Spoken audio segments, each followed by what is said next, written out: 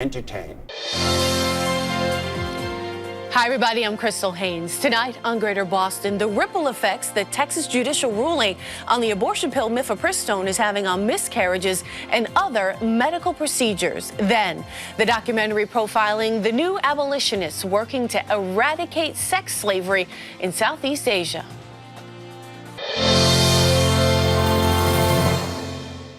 When a federal judge in Texas threw out the decades-old FDA approval of Mifepristone, the order threatened the hundreds of thousands of abortion procedures that happen every year in the U.S. But the pill isn't just used to end pregnancies. It is also frequently prescribed to treat miscarriages. The Supreme Court temporarily halted the Texas judge's ruling, meaning that the drug should remain available while the case plays out. But if it is upheld, the ruling could drastically cut down on access to abortions across the country. It could also give every federal judge in the country the green light to toss out the FDA approval of other medications as well. Well, to break this down and discuss, I am here with Dr. Katharine White. She's a professor of OBGYN at Boston University, where she also serves as the Associate Director of the Complex Family Planning Fellowship, and Dr. Luu Ireland, a gynecologist at UMass Memorial Medical Center and the Director of Diversity, Equity, and Inclusion there. Welcome so much. Thank you so much for your time. Thank you for letting us be here. Thank you for having us. So, Dr. White, I'll start with you. I'm going to ask you both this question, though. How serious is this conversation happening in the courts? And what I mean by that is, how serious is it to the way you practice medicine? And Dr. White, I'll start with you. Crystal, it's scary on multiple levels. It's obviously scary on the very first level about what this could do to abortion access in the country. Medication abortion represents more than half of all abortions done in the United States. So this is really threatening a very common procedure that a lot of people have come to depend on. But as you said in the introduction, it also affects patients undergoing miscarriage care. 1 in 3 people having a pregnancy will have a pregnancy loss. So a lot of people also experiencing something as devastating as a miscarriage can be affected by this ruling. And also, as you said, it's any medication that possibly now could come off the market. HIV treatment, gender-affirming therapy, vaccines. If this suit is allowed to actually go through all the way to the Supreme Court, it feels like the entire foundation of how we practice is in jeopardy. Dr. Ireland, I imagine this is also a equity issue as well, compounded upon all the other things that Dr. White mentioned. Absolutely. As a physician, the way I provide patient care is really guided on my medical training, the medical evidence, lots of research that tells me how effective and how safe medications are. And we have 20 years of experience on the safety and efficacy of Mifepristone. And it really has become a cornerstone in the way that we provide first trimester abortion and miscarriage management. Not only does it set a dangerous precedent, we all know politics don't have any place in the FDA approval process. And this sets a dangerous precedent for political action against other controversial FDA-approved medications, whether that's Mifepristone, which is also the partner medication used with Mifepristone, gender-affirming hormone therapy, medication-assisted therapy for opioid use disorder. We can already see over the last year how a person's ability to access evidence-based abortion care is largely dependent on the zip code in which they live. In certain states, like the state in which I practice of Massachusetts, we are able to provide the full spectrum of abortion care, and that's very different than our colleagues in Texas, our colleagues in Oklahoma, Florida, et cetera. This is a profound equity issue because patients who have the means will always be able to travel to another state. The folks that are not able to travel to receive the care that they deserve and that they need are always going to be our patients from more marginalized community. And those are our patients who are Black, brown, who are transgender, part of the LGBTQ community. And it really sets up a system that is based on inequity. Dr. White, talk to me about how Mifepristone is prescribed, because I think a lot of folks assume it is similar to the morning after pill, where women, get it prescribed and then that's it. It's a sort of a flippant type of process. Sure. So Mifepristone, as Dr. Ireland said, is the first drug that's used in a medication abortion process. It can usually given in a doctor's office, though these restrictions were lifted during the pandemic, and now patients can very often have the medication mailed to them. It's usually given after a visit, either in person or by telemedicine, with a provider who asks them a lot of questions about how pregnant they are, what their medical history is, making sure that this medication is the right one for them. Then the medication, along with misoprostol, is sent for patients to use with really clear instructions at home. And it's in terms of it being used to treat miscarriages, I mean, the alternative is surgery or someone, possibly having a life-threatening infection, if I understand it. Yeah, we're all about patients having as much choice as possible in healthcare. And this is what all family planning providers and all healthcare providers feel. And so there are patients who prefer to wait out a miscarriage and let it happen naturally, or patients who really want the efficiency of surgery. But for patients who don't like either of those options, medication is perfect. It starts the miscarriage process so they can get on with this pregnancy, they can heal and grieve, and then possibly get pregnant again. And we know that when options are taken away from people, it makes them more hesitant to seek medical care at all. It can lengthen the time that it takes for them to get into a provider, causing way unnecessary complications. Dr. Ireland, I mean, I imagine, as we were just talking about equity, already the healthcare system, the women's healthcare system specifically in those institutions can be intimidating, especially for people of color, maybe folks who are low income, maybe folks who don't have open conversations about what women's healthcare looks like. So having this drug taken out of the toolbox, how big a challenge can that be in doctors' offices? I mean, it can be quite a challenge. Like Dr. White said, so much of what we do in healthcare relies on supporting a patient's autonomy. Only a patient knows what it's like to be in her shoes and what process is going to be the least traumatic or the most healing for her in choosing to end a pregnancy, whether that's for abortion or miscarriage. When we think about communities that have historically been harmed by the medical system, and that's largely our patients of color, our patients with limited English proficiency, so much of that harm has been based on the medical system taking away somebody's ability to choose what is right for them, or a lack of honoring a patient's autonomy. Removing this very safe option for early pregnancy termination or miscarriage management falls exactly in line with that. It is removing an option and the ability for a patient to choose how to end their pregnancy on their own terms. Dr. White, we know that the birth outcomes for women in the United States are much worse than people imagine that they are.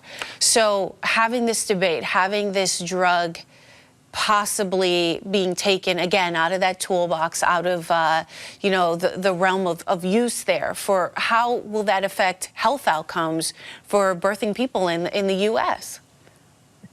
Pregnancy can be a really wonderful time. Starting a family, growing your family. But pregnancy is really dangerous. We don't tend to counsel pregnant patients on how dangerous pregnancy can be. Ignorance is bliss, and for people who really want a baby, that is the most driving force for them. But we all know that the complications in pregnancy, including death, are magnitudes higher than terminating a pregnancy. It's not a reason to terminate a pregnancy, but if you find yourself in the position of not being able to stay pregnant, an abortion is the safest thing you can do for your health.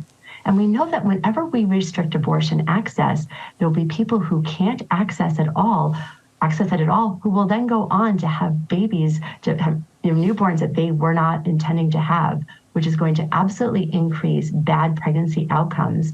And in a country where the maternal morbidity and mortality rates are rising every year, it's unconscionable to think about people having to stay pregnant who would have had an option otherwise. Dr. Ireland, what are you hearing from birthing people or pregnant people in your practice? I mean, I think the thing that we are hearing most from both our patients and our colleagues is massive confusion. You know, it's really hard to keep up with every new ruling, every new headline about what the state of Mifepristone is. Is it accessible? Are we allowed to prescribe it? Are our patients allowed to take it? And I think it's really important to highlight that that is the exact intent of these court cases. This is the exact intent of these rulings. It's to create a situation in which folks are confused, where physicians are afraid to provide care, evidence-based and safe care, because they're not sure what the legal implications are, and it causes confusion to patients and creates hesitancy in them speaking to their doctors honestly about the care that they want and the care that they need. Dr. White, you serve as the Associate Director of the Complex Family Planning Fellowship there. What are you counseling, I guess, doctors, junior doctors under you that you're helping guide through that program when, you know, they are just learning best practices in this space and in counseling patients through this? Like Dr. Ireland, I feel really lucky to be in Massachusetts right now, whose legislature and governor have fully affirmed their support for people's reproductive health access. And so when we have medical students and residents and fellows come through our hospital, we get to train them on all aspects of comprehensive evidence-based care. But then they have to eventually look for a job or a residency training program somewhere else. And we're telling them that the nirvana that is Massachusetts right now is not what the rest of the country is looking like. Every day there are more abortion restrictions in other states. And so for people who have a specialized skill set to be able to take care of really complicated pregnancies and be able to perform abortions for people who need them, it's really making them decide, where do I want to go further my training? Where do I want to move my family to? Because this is how I was trained to take care of patients. Why would I want to go to a place where I can't use those skills? Absolutely. It's a great point. Dr. Ireland, I'm going to ask you both this question.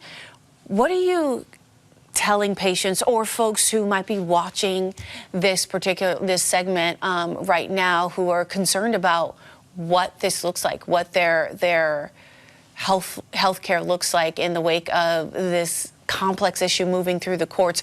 What are you counseling patients, and what would you tell folks who are watching this? And Dr. Ireland, I'll start with you.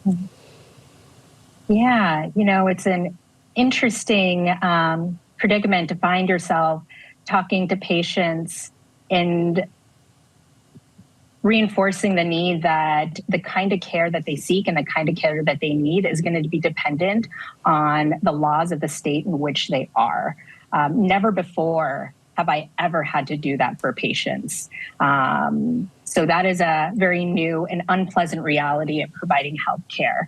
You know, in addition to providing abortion care, I also provide obstetric care, and I have prenatal patients who ask me about travel. And whereas our travel conversations were used to be focused on staying safe, not catching COVID, not getting a blood clot, now they're focused on, where are you traveling? If you run into a pregnancy complication, are you going to be in a state where you can get the care that you need? And that is a very somber conversation to have with a patient. You know, to Dr. White's point about figuring out where you're going to practice medicine, you know, one of the hats I wear is making sure that we are providing as equitable care as possible. We know very well that there is a lack of obstetric care providers in rural areas, that there are some parts of the country where folks have a hard time getting to a nearby hospital for any pregnancy care whatsoever. And we know we are already seeing in the way that medical students are applying to OBGYN residencies and the way that residents are applying to jobs, that they are starting to avoid these states. States that are hostile to abortion and reproductive rights are going to see an exacerbation of lack of medical providers, lack of obstetric providers, and I really worry about the worsening pregnancy outcomes for folks in those states. Dr. White, in the last 20 seconds or so, any final words here? These headlines are scary, and I have to reassure patients that all this confusion is not about safety, and it is not about health. It is about control. The healthcare that they're getting right now is as safe as it's ever been. But we also know that even though we've been lucky enough to be in a state that currently supports this access, we are one presidential election away from potentially losing it across the country. And so for patients who like to think that politics don't affect them, it actually does. It affects the care that they're going to be able to be given, the care that their daughters or their children may receive. And so even though things look good right now and are as safe as ever, the future is really uncertain, and that's scary for all of us. Dr. Katharine White, Dr. Luu Ireland, thank you so much for your time. Thank you. Thank you for having us. Next up, human trafficking happens all over the globe. And according to the State Department, as many as 27 million people are enslaved at any given time in virtually every country, including this one, the United States. But Southeast Asia is one of the most trafficked regions in the world, and women and girls make up the majority of the victims, often taken into sex slavery. That's the reality a group of dedicated activists and advocates are talking about. They are working to abolish this form of slavery, particularly in trafficking hotspots like Cambodia and Thailand. We want to bring hope and healing to the women that are in the sex industry. The ways that they can overcome trauma is to talk about it. We call forth their identity, who they really are, and we see the beauty in them. They call themselves the New Abolitionists, and their work and the people that they're working to free are the focus of a new film by the same name. I'm joined now by the film's director, Christina Zorich. Thank you so much for being with us. Thank you for having me. Christina, tell me how you came to this topic. I met an anti-trafficker at a party in Hollywood in 2012, and she told me some horror stories. And I said, how can I help? I was teaching acting at the time. I didn't think of myself as a filmmaker. I had never made a documentary or a film before. And at that time, I sent her directors and people that could help create fundraising materials for her NGO. And everybody needed money. She said to me, Christina, the money has to go to the girls and the women. And I realized then, that's when I got the idea to make a documentary about the subject matter. And it took a few years later. I sold some property back in New York, was sitting on the cash, and just decided slowly, after a process of really praying about it and really meditating on it, I decided to make the documentary. So the documentary itself, it follows these two ministries that are working in Cambodia and Thailand. There's also four, excuse me. Yeah.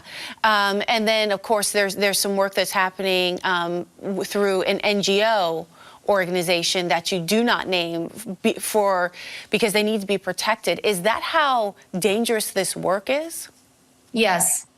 Okay.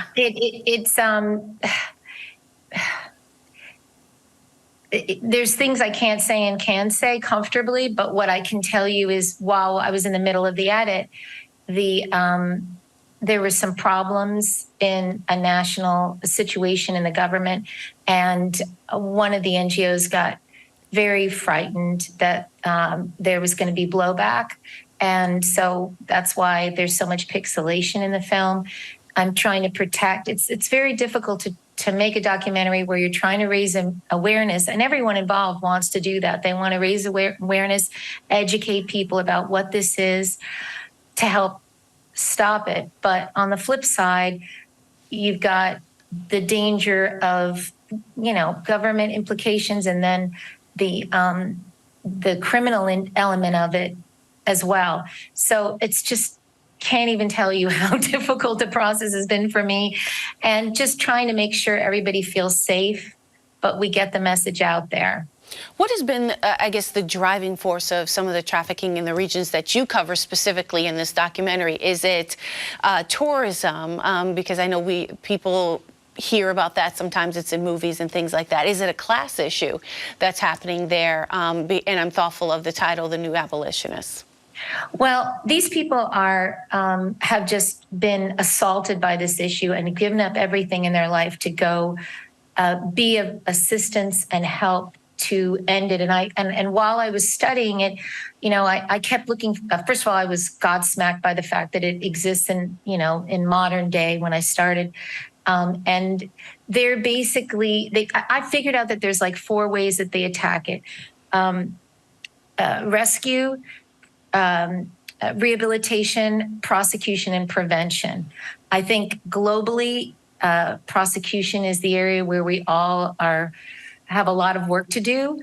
But so I studied how they kind of were attacking it, and it's these people have dedicated themselves to this work. I also think that the people who allowed themselves to be on camera, the ex-victims, were very brave.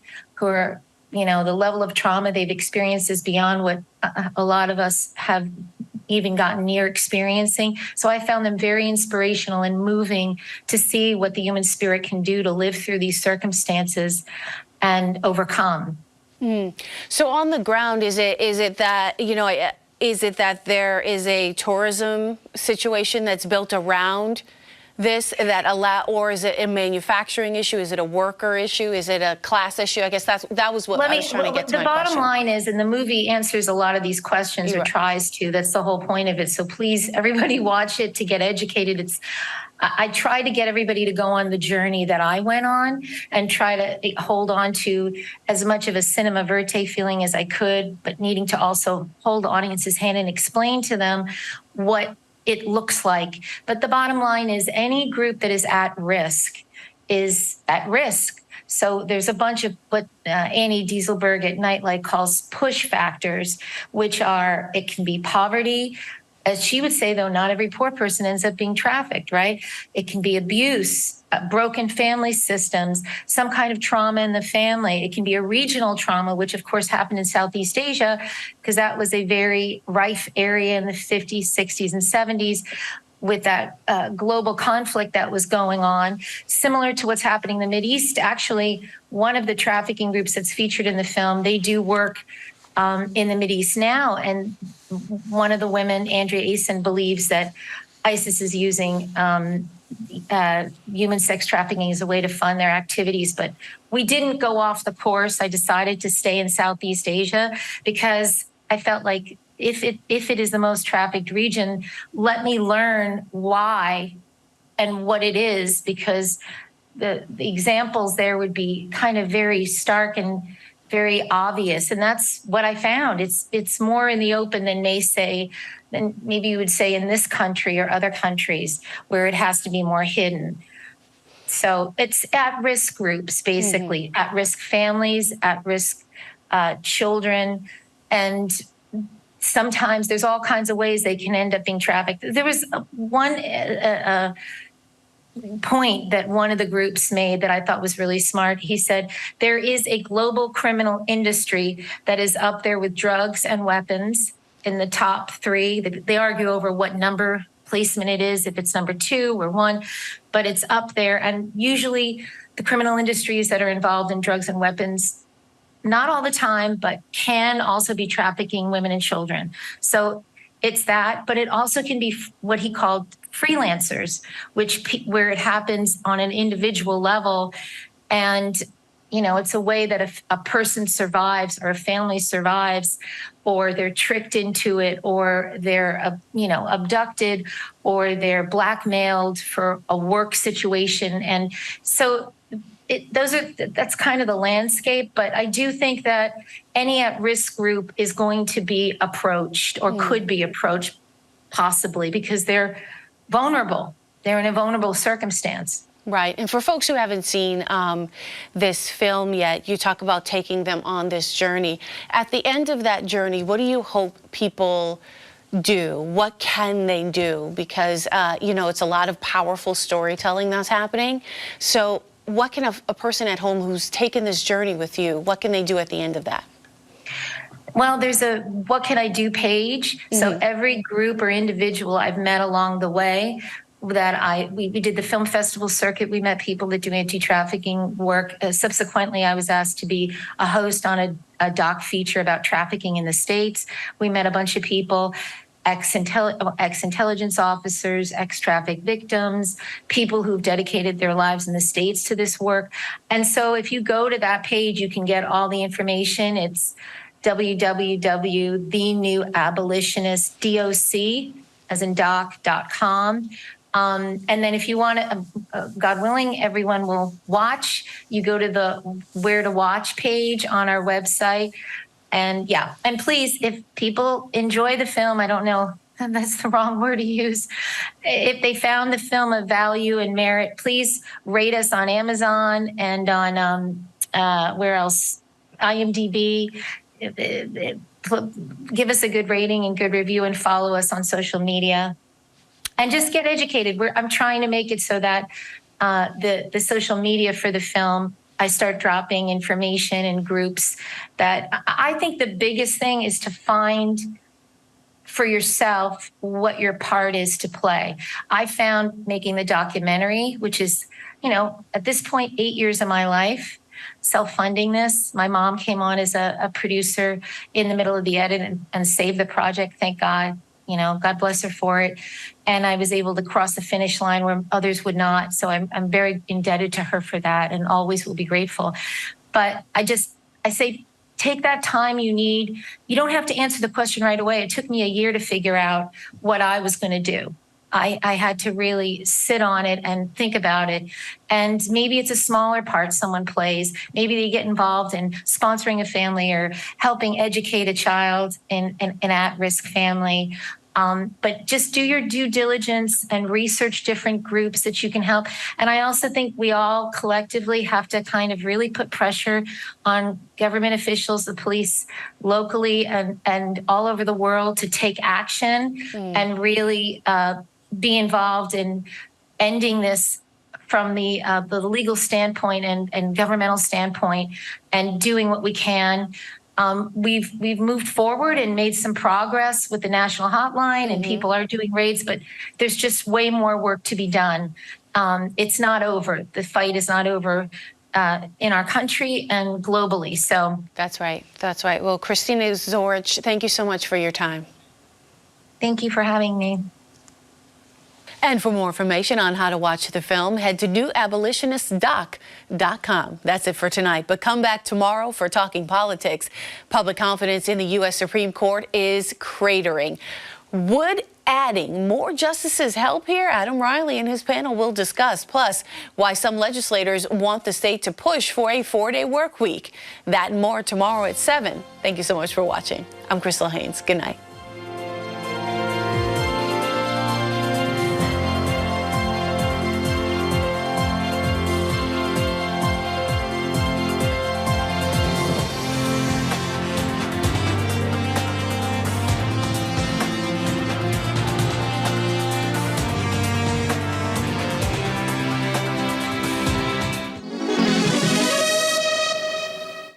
Once upon a time, there lived